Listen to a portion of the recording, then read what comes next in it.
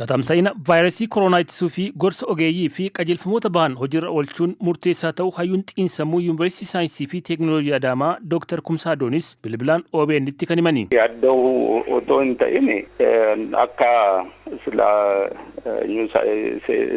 saayinsii saayikolojiitti amma tokko yaada wanta tokko qabaachuun rakkoo inni fidu tokko irratti yaaduun waan akkasii kun gaarii ta'ee garuu rakkoo kan qabumaa inni dhiphachuu duukaa jiraate akkuma beekamu fayyaa namaatiifis immoo dhiphachuun sun immoo rakkoo guddaa gara biraa qabatee dhufuudha danda'a. Kanaaf inni guddaan wanta warri ogeessi jedhan sana dhaggeeffatanii hojiirra oolchuudha malee yaaddaa'uun cinqamuun jijjiiramni inni fidu jiru dhibee gara biraa qabatee nutti dhufa waan ta'eef isa kana dhiisanii wanta ogeessi jedhu tokko dhagaanii sana hordofuu hojiirra oolchuudha kan baasu.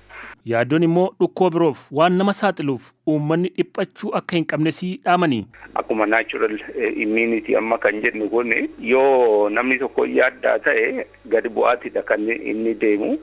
Yeroo cinqamu immoo namni hormoon hin barbaachisne tokko illee burqisiisuudha danda'a. Inni kun deemee nama tokko dhibee gara biraatiif iyyuu dhibee isa kana qofaa yoo ta'u hin ta'in dhibee gara biraatiif iyyuu saaxiluudha danda'a waan ta'eef. Kana beekamutu irra jiraata.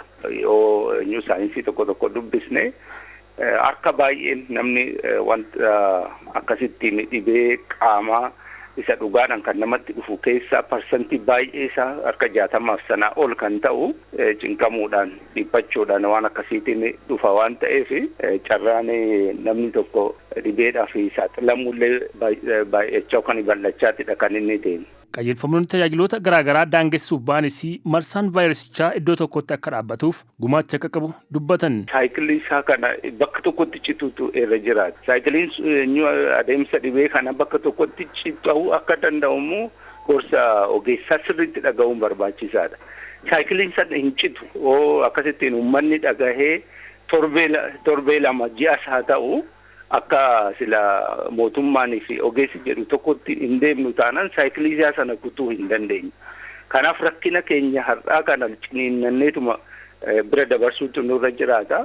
Qabeenyi guddaan biyyi tokkoo fi uummataas nama waan ta'eef inni hin qabne akka hin miidhamneef yeroo dhiphinaa kanatti inni of harkaa qabu birmachuu fi akka qabus akeekaniiru. Yeroo kana keessa immoo inni qabu kan hin qabne gargaaruutu irra jiraata. Walii kan guyyaa kana dabarsuutu irra jiraata. Kanaaf rakkoo dhufu tokko amma xiqqeessuu hin dandeenya, amma hambisuu hin dandeenya, amma saayikilii amma nyuu dhibichaa sana kutuudhaaf akka amma jedhamu kanatti deemuutu nurra jiraata. Isa kanaaf gorsuma ogeessaa dhagahuudha. Sammuudhaanis of qopheessuun baay'ee barbaachisaadha. Cinqamuu sanallee baay'ee xiqqaachuu qaba.